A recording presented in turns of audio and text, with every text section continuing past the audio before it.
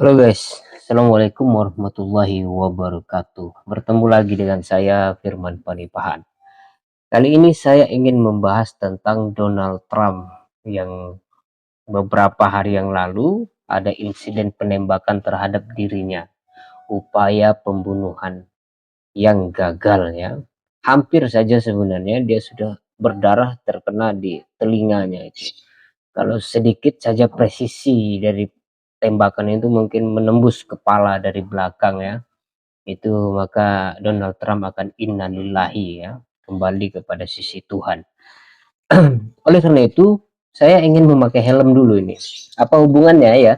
Hubungannya jelas, saya khawatir ada penembak jitu dari jauh ini. Karena saya berbicara tentang Donald Trump yang ditembak itu guys.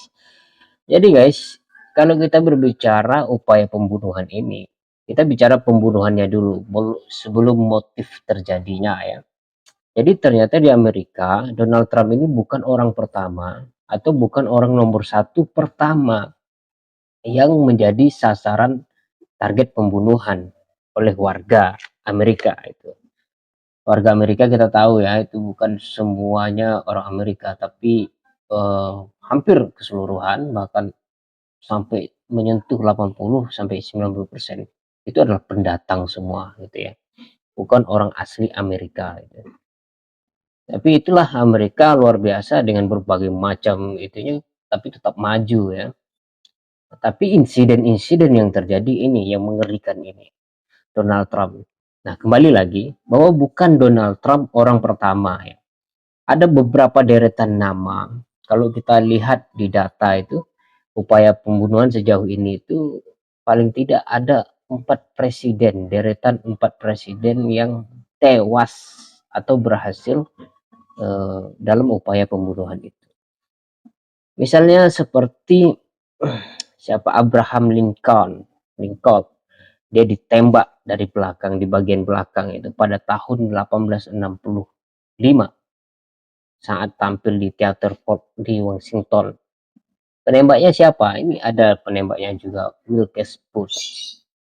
Selain itu juga ada James Garfield ditembak ya pada tanggal 2 Juli 1881. Jadi udah lama sekali nih peristiwa ini itu. Di Washington juga di kereta api ya, di stasiun kereta api. Nah, kemudian ada William William Kinley ya, ditembak pada 6 September 1901. Nah, penembaknya di sini ada nih, Zolgos. Wah, ini luar biasa ini. Nah, yang terakhir, pembunuhan yang terjadi orang nomor satu di Amerika pada tahun 1964. Wah, ini masih baru nih, 70 tahunan yang lalu ya. Presiden Amerika Serikat ke-35 dibunuh saat berkendaraan dalam iring-iringan mobil kepresidenan.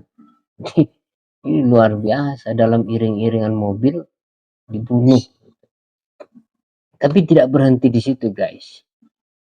Ternyata bukan hanya Donald Trump, bahkan lawan politiknya Donald Trump seperti Joe Biden, dan sebelum Presiden Joe Biden juga ada siapa namanya, Barack Obama dan sebagainya. Mereka pernah dilakukan upaya pembunuhan juga. Ini luar biasa.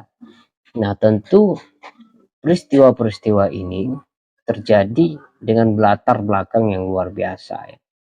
Tapi sebelum kita menganalisis ke sana, kita lihat dulu kenapa Donald Trump itu menjadi target pembunuhan.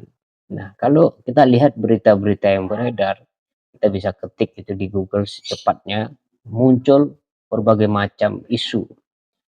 Akan saya sebutkan ya, ada beberapa isu yang masuk akal gitu. Pertama, karena kontestasi politik di Amerika yang memanas gitu. Yang kedua, karena banyaknya orang yang tidak setuju dengan Donald Trump dengan berbagai programnya yang dianggap itu tidak pro dengan masyarakat. Yang paling jelas adalah gejala itu terjadi karena terjadinya polarisasi, ya, polarisasi dalam politik. Nah, ini juga menjadi alarm, ya, alarm yang cukup kuat untuk Indonesia yang saat ini mengalami polarisasi dalam politik gitu. Polarisasi dalam politik ini berbagai macam terjadinya.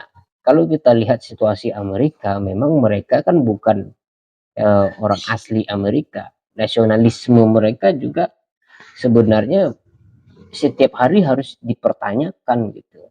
Apakah mereka ke Amerika, kemudian menjadi warga Amerika, yang mereka itu bukan tanah tumpah darah, ya, tumpah darah di Amerika, tapi mereka hidup di Amerika dan memiliki status warga negara Amerika, kemudian diupayakan untuk memiliki nasionalisme. Ini kan sulit. Jadi polarisasi politik di Amerika lebih mungkin terjadi, dan memang itu sifatnya alamiah. Sementara kalau di Indonesia, nanti kita bahas di Indonesia, ya. Nah, ini beberapa sebab terjadi. Yang paling berbahaya itu adalah polarisasi. Semakin kuat polarisasi itu, maka doktrin, eh, bahkan upaya pembunuhan itu juga terjadi. Nah, kenapa bisa terjadi? Nah, ini adalah sebenarnya reaksi dari masyarakat yang merasa tertindas, yang tidak memiliki kemampuan. Sikap primitif sebenarnya di dalam diri setiap manusia. Kalau kita ingin melindungi diri kita, upaya yang kita lakukan pertama adalah melarikan diri, kan. Tapi di dalam situasi yang tidak bisa melarikan diri, dalam sebuah negara yang tidak kita setujui dengan basic demokrasi, tapi justru dasar-dasar demokrasi itu dijadikan untuk memperkaya diri, untuk memperkokoh otoritarisme, untuk memperkuat nepotisme, kolusi, dan korupsi misalnya. Maka wajar-wajar saja kita sebagai masyarakat yang ingin melindungi diri dan tidak bisa melarikan diri, maka reaksi yang muncul adalah menyerang. Itu reaksi alamiah, dan itu yang terjadi di Amerika. Sudah sampai pada level itu gitu. Apakah itu akan terjadi di Indonesia? Nah, ini kemungkinan, ya. Kalau saya melihat polarisasi yang terjadi di Indonesia itu luar biasa. Polarisasinya itu sudah sampai kepada tahap akut. Tahap akut itu apa? Tahap akut itu membeku, mengkristal, ya. Polarisasi ini tidak hanya terjadi antar partai gitu. Antar partai dan kepentingan. Partai justru lebih lentur dengan kepentingan-kepentingan kebersamaan, mereka bisa berkoalisi, mungkin gitu. Tapi kalau polarisasi itu terjadi di akar rumput, di masyarakat bawah, dibawa oleh ormas-ormas, ini berpotensi akan terjadi seperti Amerika. Polarisasi itu muncul pastinya sebab ketidakadilan yang muncul di negara demokrasi yang seharusnya pengelolaan dan tatanan di dalam pemerintahan itu didasarkan oleh orang ramai, kepentingan orang ramai. Tapi kemudian praktiknya penguasa-penguasa itu justru memperkaya diri dan memperkaya kelompoknya gitu. Seperti misalnya beberapa hari yang lalu kita lihat ada berita, kan gitu, keponakan Prabowo diangkat jadi wamen. Ini kan upaya nepotisme terlihat jelas gitu. Apapun alasannya, walaupun keponakannya itu potensi menjadi wamen, tapi jangan dululah selama Prabowo menjadi presiden gitu ya. Udah cari yang lain lah gitu kan, supaya tidak terlihat nepotisme itu. Jadi masih banyak orang potensi yang lainnya, orang lain yang berpotensi. Nah, itu jadi polarisasi itu jika terjadi di akar rumput disebabkan oleh ketidakadilan.